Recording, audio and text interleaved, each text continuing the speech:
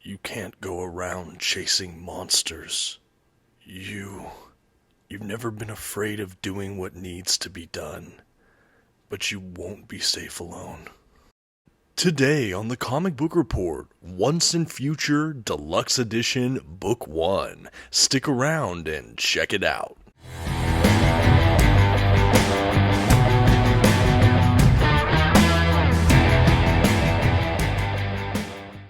Greetings everyone, my name is Dominic and today you're tuning in to the Comic Book Report, where we review comic books and graphic novels so you can get an idea of what to read.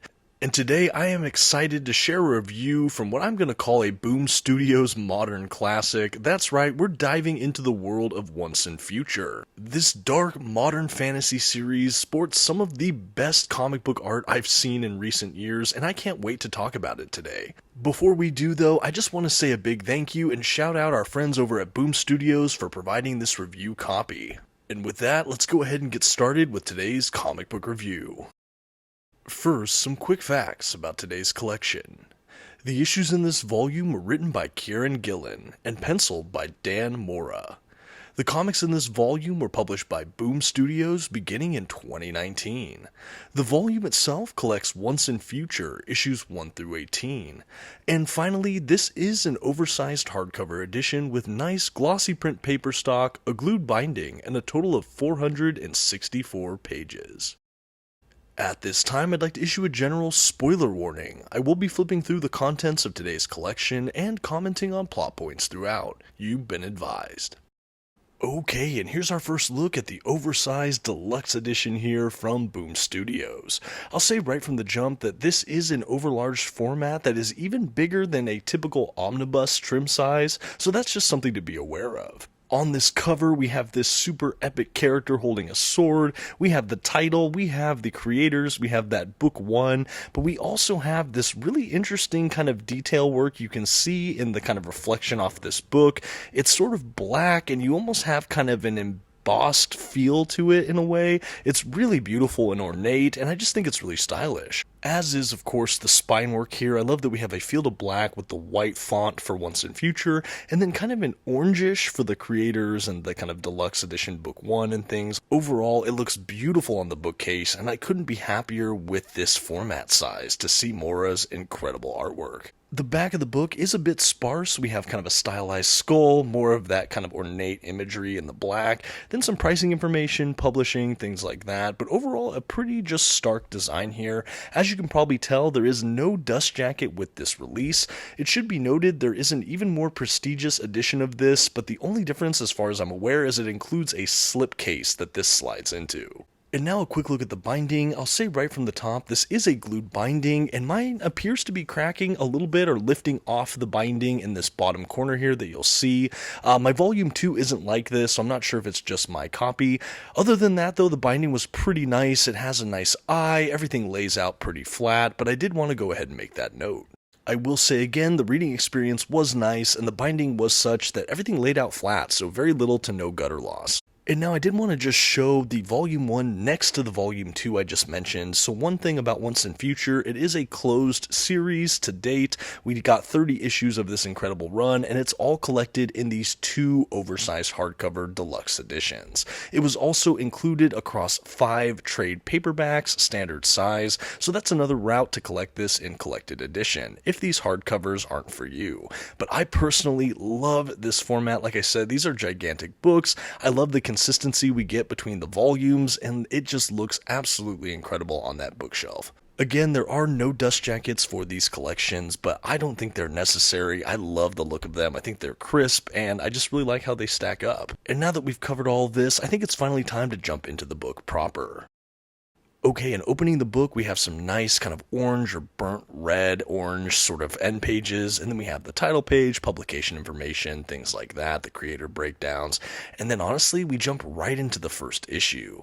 A couple things I want to note about this as well. The way this is collected, we have chapter breaks, and they're really ornate and nice in this edition. They also have kind of a title card for each of these sort of collections or story arcs we get in here, but we don't have the proper issue covers throughout the collection. Rather, they're all collected in the back of the book. So rest assured, we still get to see all the covers for the issues included, but they're all at the back in the bonus section of the book. I am very happy they are still collected in this deluxe edition, and I am happy that Boom decided to give us those chapter breaks, so we can still know where we stand with each issue, things like that. But yeah, we're off to the races for this incredible series. The art, as you can already tell from Dan Mora, jumps right off the page. Something else I should note, the colorist for this series, Tamra Bonvillain, is absolutely stunning. The work here is absolutely stunning. I love Mora's pencil works pretty much everywhere I see them, but what makes this possibly his most striking visuals I've ever seen is the addition of this incredible coloring. Everything just feels surreal and super saturated and vibrant, and you'll see more of that as we get into the more mystical elements of this series. But speaking of that series again, what is Once and Future? Why might you like to read this? Well, this is a modern fantasy, arguable dark fantasy kind of action blockbuster series, and I am just a huge fan of this. Honestly, I think it's maybe my favorite thing I've read from Kieron Gillen, and that's a tall order because he is an absolutely prolific comic book writer, at least in my opinion. Now, what we have here is essentially a take on Arthurian legend. I think at its core, that's really what this series is about, but we explore so much more than just that.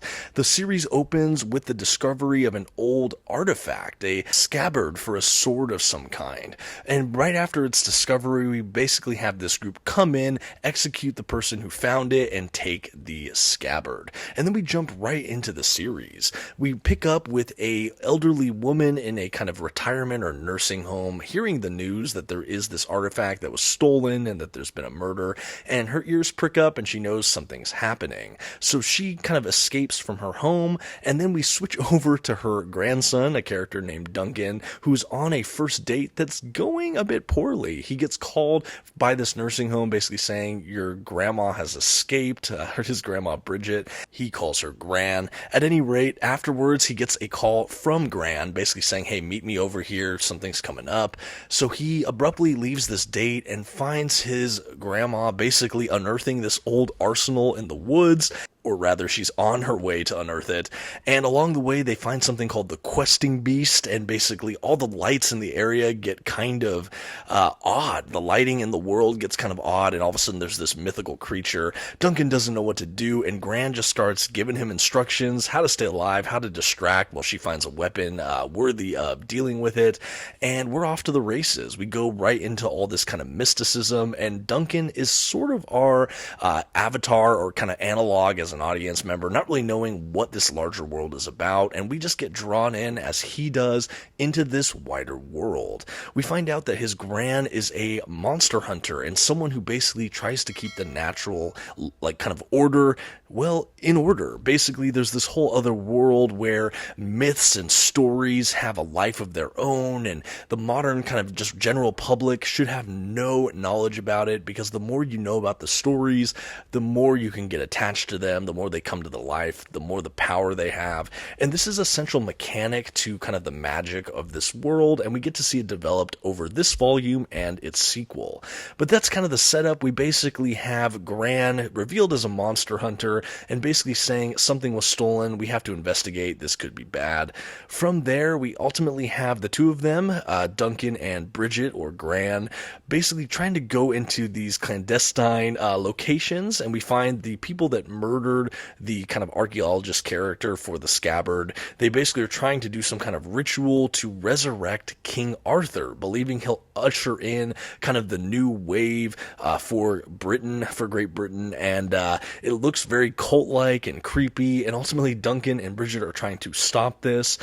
They're unable to do so, and Arthur becomes resurrected. We find out that this scabbard has magical properties, allowing the wearer of it to basically heal themselves. So basically Arthur wakes up, but he is not a good guy. In fact, he's kind of a zombified ghoul that is also sort of a nationalist, race supremacist. He basically murders all the people that awakened him except for one who is of a pure blood, supposedly.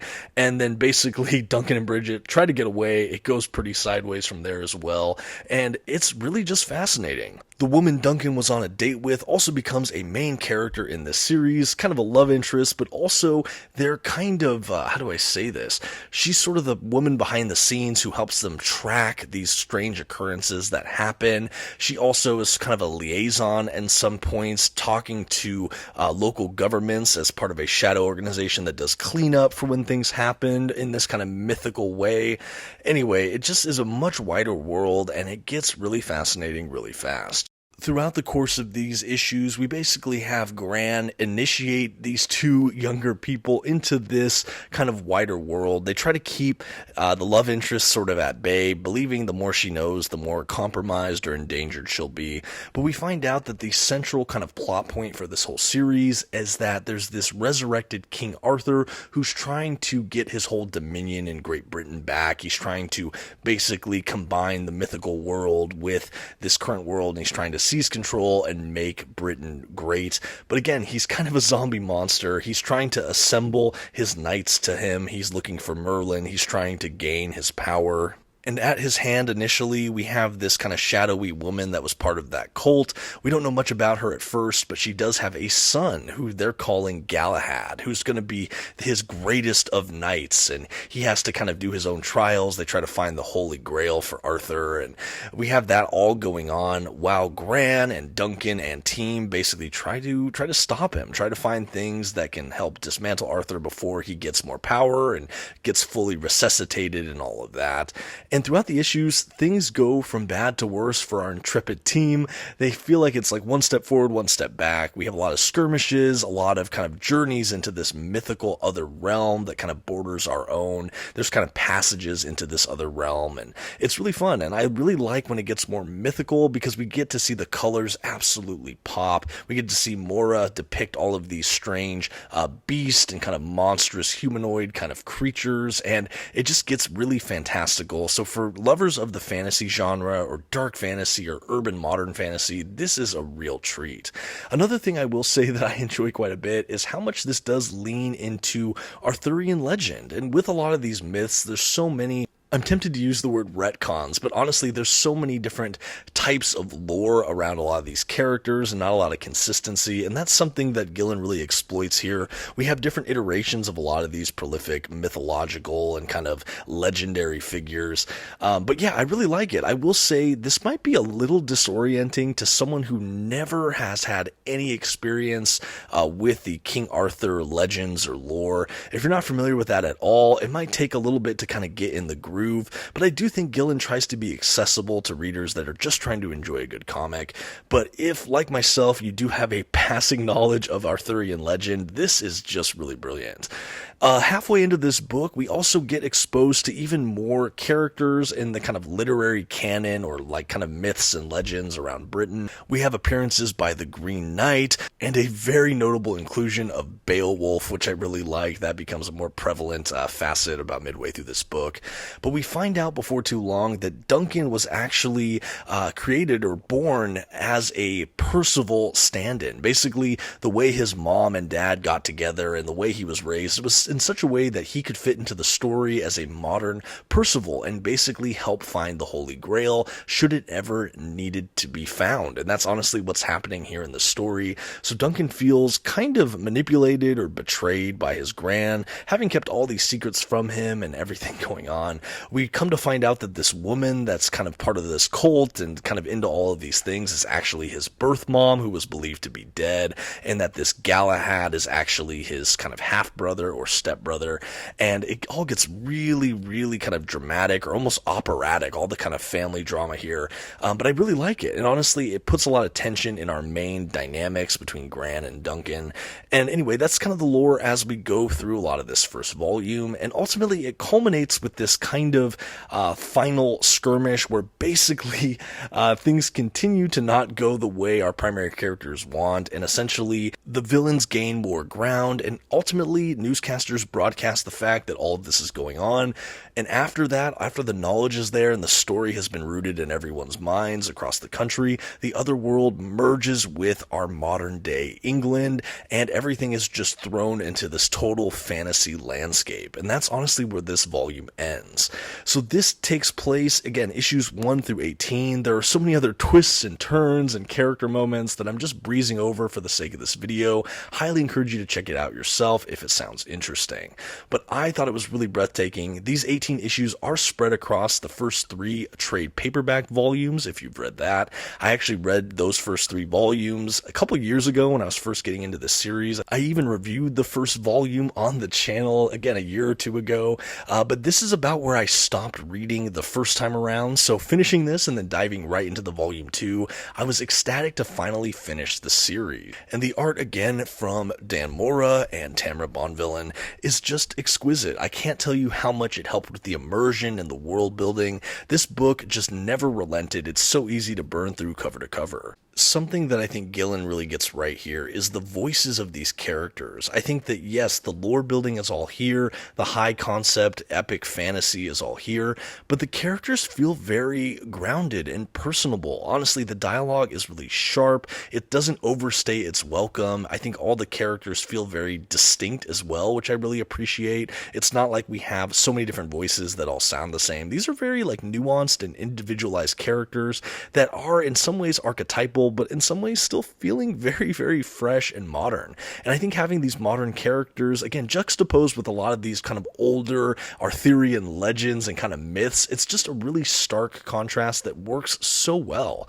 I think that this series really does something unique, and honestly, I haven't really read something quite like this. I am newer to modern fantasy as a genre, but again, I think that this is an absolutely stellar place to begin if this is a genre you've always wanted to break into and check out for yourselves. Going quickly back to the coloring from Tamara Bonvillain, as you can see in these last couple pages and throughout most of my flip through, but when it gets really magical and mystical, the color palette saturation just goes so heavy in the best way possible. All of these kind of warm colors and cool colors, they just jump right off the page, and I don't know how to describe it, but this is another area where juxtaposition is really cool. Comparing the kind of more mundane scenes where everything feels a little bit more subdued and kind of rational and kind of real, versus when we go into kind of this more mystical realm or kind of the otherworldliness of everything gets super high saturation and just looks very surreal and unique. And I just love seeing that. I think that Bonvillain added so much to Mora's pencils that it's just really breathtaking. I don't know how else to say it. I recently read Klaus by Grant Morrison and Dan Mora, and the art in there is absolutely brilliant as well. I can't say enough good things about that, but having a different colorist, it just really accentuates different things, and I think that this is actually one of my go-to examples of how much a colorist can impact the overall final product. It's absolutely astounding. At the back of the book, we have that cover art gallery I mentioned earlier. This is where we see the virgin covers of every issue included in this collection. I really love seeing this. I was worried they weren't going to be included. Like, I know these Something That's Killing the Children deluxe editions don't have the covers, so I was happy, even if they're not spaced out between the issues, I like that we get them all in the back. After that, we have a character model page and a little bit about the creators, and that's really it for this first deluxe edition. And now the grade. For what could perhaps be my favorite fantasy comic I've read to date, The Comic Book Report is happy to give Once and Future, the Deluxe Edition, Book 1 from Boom Studios, an A. This is a must-read recommendation for me. The art from Dan Mora alone is worth the cost of entry. Couple that with Kieron Gillen's incredible storytelling and high fantasy concepts, great grounded characters, so many twists and turns. This is a zippy and super nuanced, fun series. And at only 30 issues, it's really great to have a full series across 2 volumes that are really great sizes. Don't miss out if you're interested picking these up while they're still in print, and let me know what you think in the comments of Once and Future. Have you read the title? Do you agree with some of my assessment? Do you disagree? Let's get that discussion going. And hey, while I have you, do you have any other recommendations from Dan Mora or Kieron Gillen? There might be some series there I haven't checked out yet, and I would love to get more recommendations from these creators below. Thank you so much, everyone, for watching. Thank you again to Boom Studios, and until next time, this has been the Comic Book Report. Please don't forget to leave your like, that comment we talked about, and maybe share this video with a friend. Thanks, everyone. Have a good one.